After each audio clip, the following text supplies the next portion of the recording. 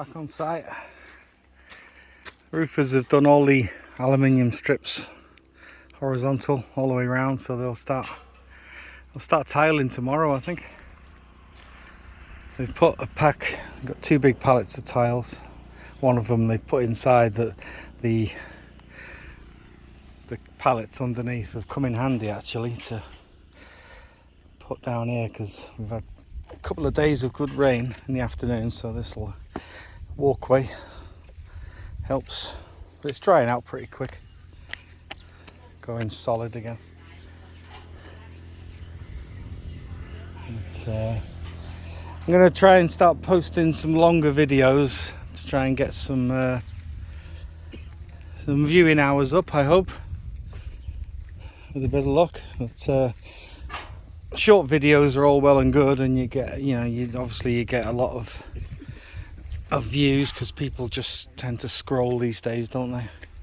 So you might get views, but they might be short views. See if I can start getting some viewing hours. If I want to build this channel properly, I need to try and do that, really. But well, the steel work and everything's looking really good, and dark grey tiles. They tend to maybe scratch them a little bit when they're moving them about. Hopefully should be alright.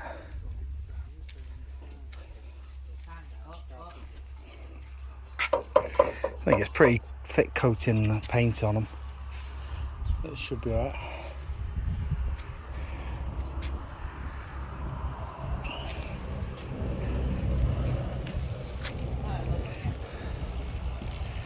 Lai 40 ตัวฮะ40ตัวแต่นุ่มไงแต่นุ่ม40ตัว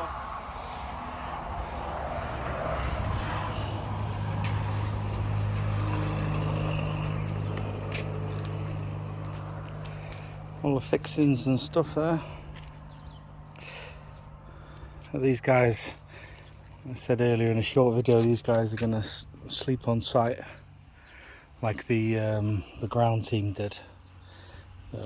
I think tiling is only going to be a couple of days probably, and they'll be done. Roof will be done, and I think we're about, must be about 6-7 weeks into this from start.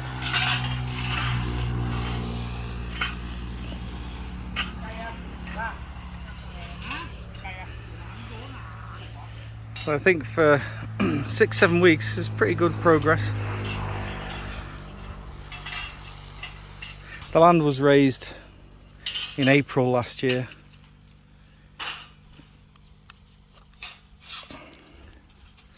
So this started at the beginning of January. And today, the 25th of February.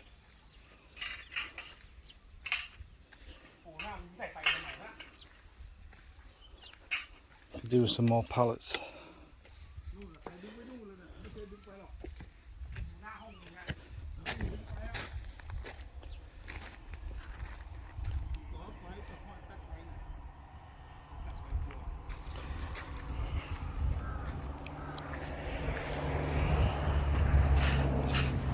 The house is contracted to be finished at the end of June, which 6 months in total.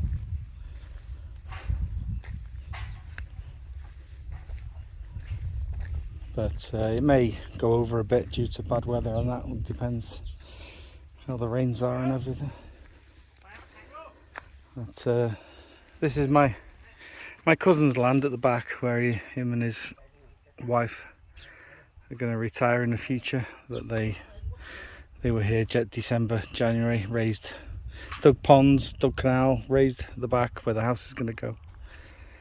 And because we had a couple of afternoons of rain, it started to smooth it and shape it a little bit, and there's a bit more water in the pond.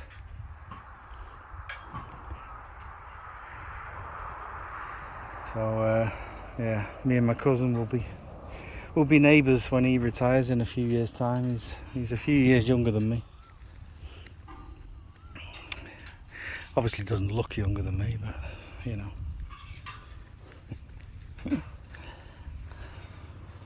So we got one rye here, and they've got two there. They're going to do a lot of growing. He actually wants, in the next week or so, he actually wants to, where he's raised at the back, he wants a bit more. He's decided to come to 10 metres further. We'll have a bigger area where the house is going to be, slightly, only 10 metres smaller, where they're going to grow stuff and that. But it's very wet at the moment, so when it dries out and this company's ready, the same company that raised this land, they'll come and did his land, they'll come and bring a few trucks in. Shouldn't be too many. Yeah, so I'd love to, you know, eventually get all this walled in. Have a gate where that pickup truck is. We'll have a gate there, and have a perimeter going around. And then the wife wants to do a Thai-style kitchen on the back here. Just that little area there. There's the indoor in the house kitchen is at the back here, raised, and then we have an outdoor kitchen where she can cook all her smelly food. And then at the very, very end, in the future, if I've got any money left, I want a swimming pool here. That can be ideal there, because you got your septic tank and drainage system there. You can follow the line of that little balcony that's going to come out of that back bedroom, so you can have the pool starting maybe somewhere here. It can be 3 or 4 meters wide, and then I'm sure it could be like 10 meters length, which is ideal, so you can actually do a bit of swimming, not just sitting in it and keeping cool. I'd like to actually be able to do a bit of swimming, and I think you'd want about 10 meter length to be able to actually properly swim, maybe. But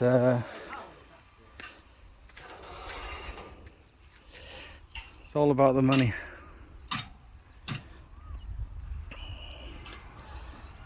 Yeah, that could be a few years away. We'll see if we've got any money left.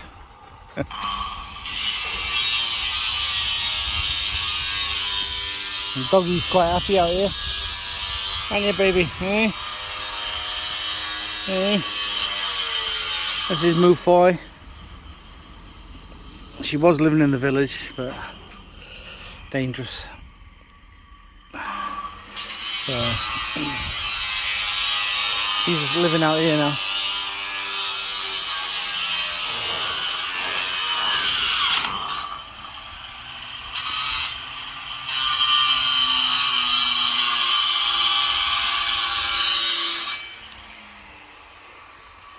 And the weather's definitely getting hot now. We'll have a burn this afternoon.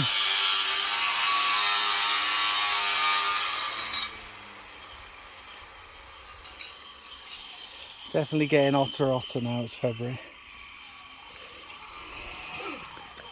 But, out here, it's not unbearable. You know, it does get unbearable in the village. It gets too much for me. The heat and the noise. Yeah, you do get a bit of road noise here, but it's not as bad as the village. Most of the time it's pretty quiet out here. It's alright. This is why I want to be out here, for the quiet and the views. Nice. The mountains further over there, but it's very misty and hazy today, and they get beautiful sunsets quite often. Different every night. And the wife's garden's coming along. Fair play, She's been busy. We got the water well a few weeks ago over there,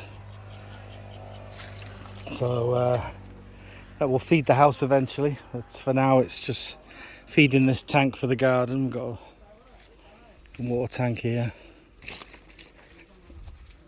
and then she can keep all her plants watered. She's loving the roses at the moment. She's got roses planted in all these little brick beds that she's built. It's quite good. Some climbing plants going up this gazebo type thing, whatever you want to call it. These are doing well, starting to flower. I was never really a gardener in the UK, but I quite like it here. I love the banana plants. Some of the banana plants are doing really well. We might get some bananas this year, maybe. If not, it'd definitely be next year. And this palm is doing well. Moved this from the village, actually. This palm tree. It was next to the house in the village, but we brought this out last year, and it's taken well. It's doing all right. It's alive, and she's put some nice orchids around it. More climbers. These little purpley blue flowers, they put them in drinks and things, and they eat them. Edible. Not really my thing, but they eat them. There's another climber here that's doing well. There's some local guys in the village built this pagoda, whatever you want to call it, gazebo thing for us. She did put some of that artificial grass thing on the roof where it was going spare somewhere, but the high wind and rain, it's broke the cable ties and moved. But this banana here is doing really well. They're having lots of babies as well. Got one there. Got one there. Sprouting. And this one in the corner here. There's lots. Quite a few sprouting. There's 1, 2, 3, 4, 5, I think, sprouting around it. So the bananas do well along this edge. I think they a bit more, not sure if shady's the word, but they seem to thrive along this side here. But because there's some over here as well, but I think they get direct sunlight all day long, so they're not grown as big, and the leaves are, I don't know if they're burning or what. And she got papaya.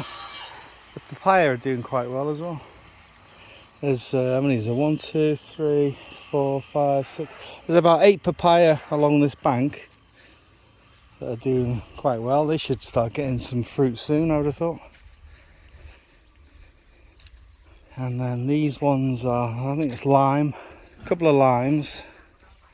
These ones are guava. They call them farang, don't they? Guava in Thailand. There's 3 of them, or 4. They're doing okay. And these little farang guava starting to sprout. I don't know.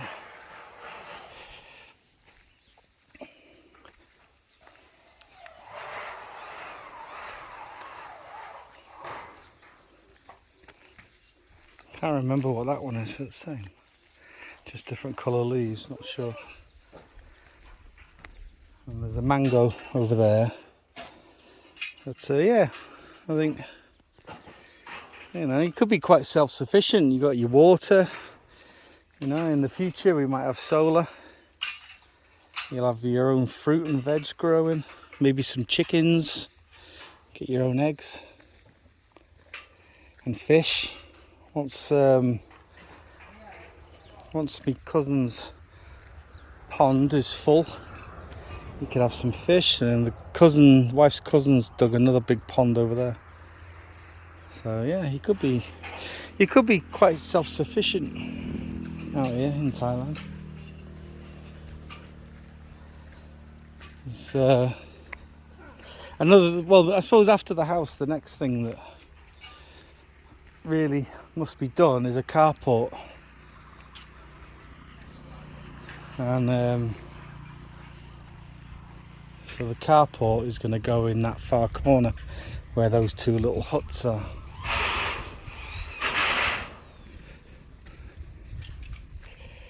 And you'll have the carport over there, and I'd like it to be pretty big. So then you got enough for 2 cars, or car and motorbikes, and then also on the right hand side a big